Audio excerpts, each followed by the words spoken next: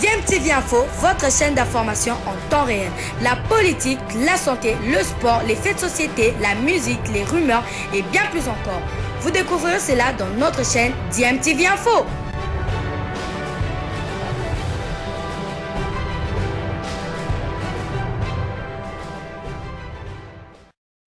Vous êtes sur DMTV, bonjour ou bonsoir, tout dépend de l'heure à laquelle vous nous suivez. Tout plaisir est pour nous de vous retrouver, mais surtout de savoir que vous êtes nombreux en train de suivre votre chaîne YouTube DMTV. DMTV qui vous propose l'actualité, vous propose également des analyses et des réflexions sur des sujets d'actualité, sur des faits sociaux ou tout simplement sur des réalités que nous observons ici chez nous en République démocratique du Congo. L'actualité, c'est aussi le tour d'horizon que nous vous proposons, histoire de partager avec vous les quelques informations que nous avons de nos internationaux congolais ou tout simplement de notre équipe nationale en prévision, par exemple, de ce match des barrages et en attendant, bien sûr, l'officialisation de la décision de la FIFA après la plainte de la Fédération béninoise de football qui sollicite en tout cas la disqualification des Léopards de la République démocratique du Congo. Nous voulons partager donc avec vous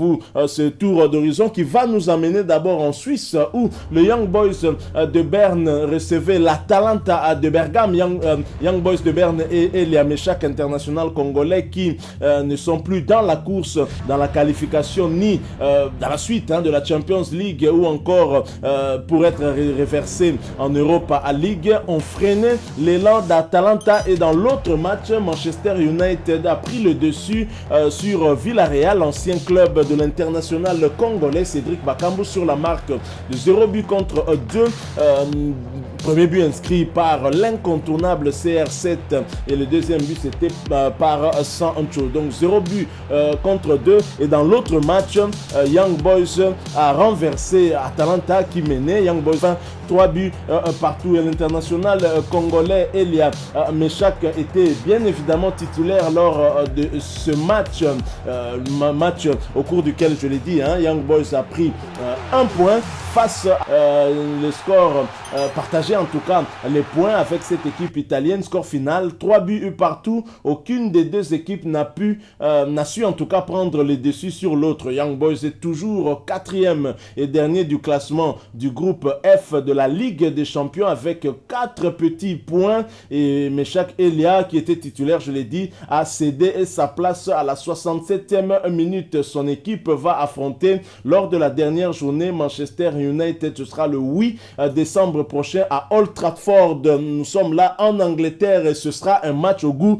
d'une revanche. Rappelez-vous que lors du match aller, Young Boys s'était débarrassé de Manchester United sur le score de 2 buts à 1 si ma mémoire ne me trahit pas. Donc Manchester United aura à cœur de conforter sa première place dans ce classement. Une équipe de Manchester qui a du mal en tout cas en championnat ces derniers temps et bien évidemment dans cette équipe évolue un binational congolais. Il s'agit bien d'Aaron Van Bissaka ou en tout cas les Congolais gardent aussi un œil rivé sur lui puisque nous continuons toujours à espérer qu'il puisse rejoindre la tanière des Léopards. Mais il faut noter aussi qu'à ce poste-là, il y a un certain, Dieu merci, Moukoko Amaledi Soso qui finalement qui confirme en tout cas son statut de titulaire à ce poste.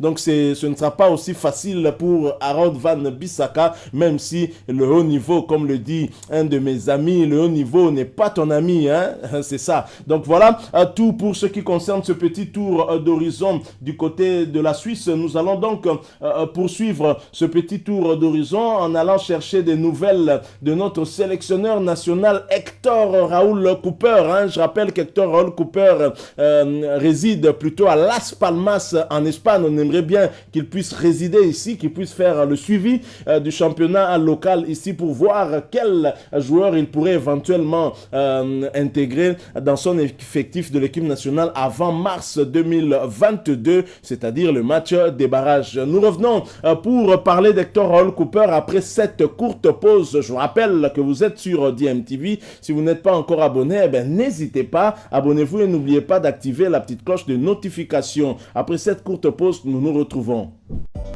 Le sélectionneur des Léopards, le technicien très expérimenté, Hector Raoul Cooper, a révélé son vote pour le Ballon d'Or 2021. On sait tous que le technicien argentin de nationalité argentine, c'est donc un Argentin. On pouvait penser qu'il aurait opté pour un de ses compatriotes, notamment le joueur du Paris Saint-Germain, ancien du FC Barcelone, Lionel Messi. Mais non, le technicien argentin a confié aux médias égyptien avoir voté pour Mohamed Salah, que nous appelons affectueusement Mo Salah. Hector Raoul Cooper a fait parler son cœur pour le joueur de Liverpool. Alors qu'il a un compatriote argentin en course, il a préféré accorder son vote au joueur égyptien. Le technicien argentin reconnaît ainsi les mérites de Mohamed Salah, qui affole actuellement les compteurs en première ligue.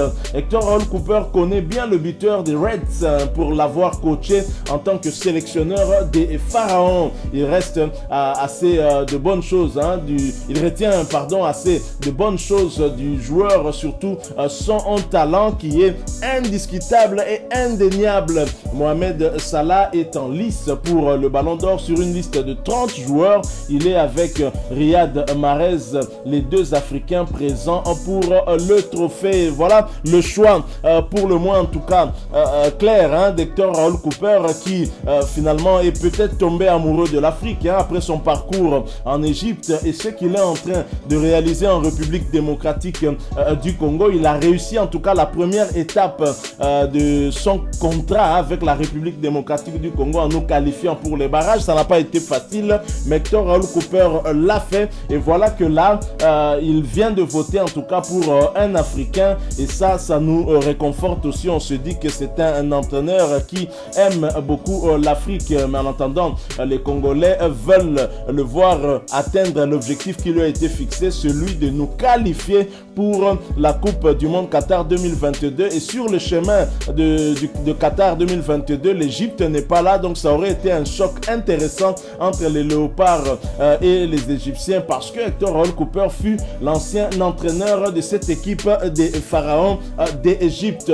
Alors nous allons donc terminer ce petit tour d'horizon en faisant un petit tour du côté de l'Angleterre et avoir des nouvelles d'un autre international congolais dont on n'a plus eu des nouvelles ces derniers temps. Mais avant de poursuivre, nous faisons cette courte pause. Ensuite, nous nous retrouvons pour conclure ce tour d'horizon. Voilà, nous sommes de retour pour parler cette fois-ci de Rudok Mpanzu avec Luton Town et pas trop de bonnes nouvelles pour notre compatriote, l'international congolais qui en tout cas passe des moments un tout petit peu difficiles et Luton Town et Mpanzu ne gagnent toujours pas malheureusement. Luton Town se déplaçait sur le terrain de Nottingham Forest hier soir et c'était dans le cadre de la 19e journée du championnat anglais de 2e division Championship.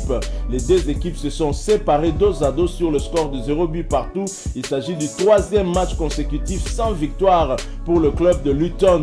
L'international congolais Pelly Rudok Mpanzu a joué l'intégralité de la rencontre. Son équipe occupe actuellement la 11e place du classement avec 25 petits points. Luton Town ne va donc pas très bien depuis un certain moment. 3 matchs sans gagner. Alors même si finalement Pelly Rudok Mpanzu a du temps de jeu, mais ces derniers temps il n'est pas sélectionné par le technicien argentin qui pourtant l'avait sélectionné en tout cas au lendemain de sa prise de fonction chez les Léopards de la RDC. Rappelez-vous de ce stage de quelques jours à Tunis, ponctué de 2 rencontres. D'abord ce match perdu contre les Aigles de Carthage, 1 but à 0. Ensuite ce match nul, 1 but partout contre les Aigles du Mali. Luton Town a fait partie en tout cas de l'effectif sélectionné par Hector Raoul Cooper, mais depuis un certain temps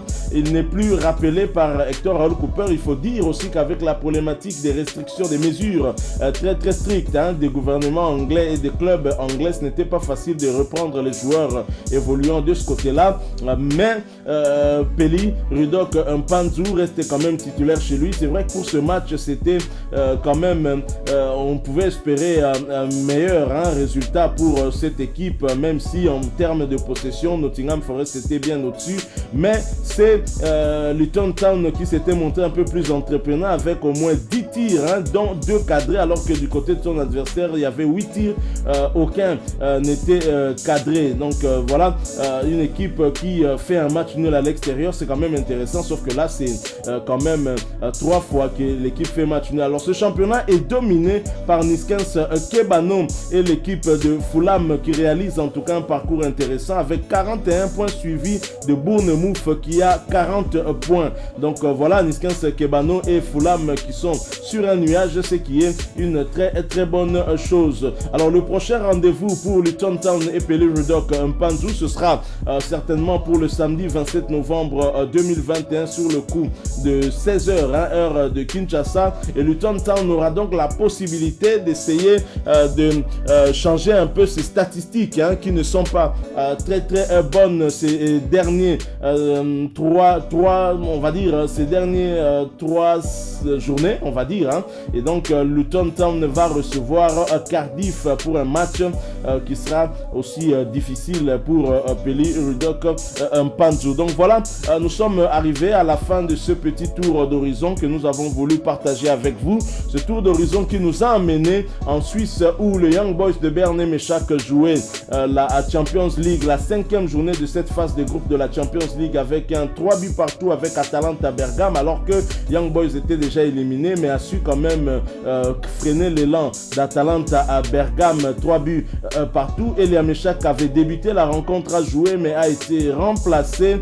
Les statistiques d'Elia Meshach avec les Young Boys de Berne, c'est quand même 1871 minutes en termes de temps de jeu, 6 buts inscrits avec autant de passes décisives. Elia Meshach a donc joué 23 matchs sur les 26 possibles. Félicitations à l'international congolais que nous continuons à attendre ici en tout cas. Et le prochain match pour Young Boys, ce sera en championnat pour le compte de la 13e journée de la Sapo League. FC Zurich recevra Young Boys de Berne. Nous sommes allés également à la rencontre de Hector Hall Cooper, le sélectionneur congolais qui avait dévoilé en tout cas son choix pour le Ballon d'Or. Et ce choix, c'est un Africain, un ancien joueur qu'il a eu à diriger lorsqu'il était sélectionneur des Pharaons d'Égypte, Mohamed Salah. Ensuite, nous avons atterri en Angleterre pour avoir des nouvelles de Pelly Rudok Mpanzu, dont l'équipe a fait 3 journées sans victoire, ce qui n'est pas très intéressant. Et l'équipe de Luton Town occupe actuellement la 11e place de Championship, championnat anglais de 2e division, dominé par Fulham, équipe de Niskens Kebano qui était aussi auteur d'un but lors de cette dernière journée. Et Pelly Rudok Mpanzu et son équipe occupent donc la 11e place avec 25 points. Merci à vous qui nous avez suivis. Si vous avez aimé ce petit tour d'horizon, laissez-nous un maximum de j'aime. Merci aussi de partager avec nous en commentaire votre point de vue. N'oubliez pas,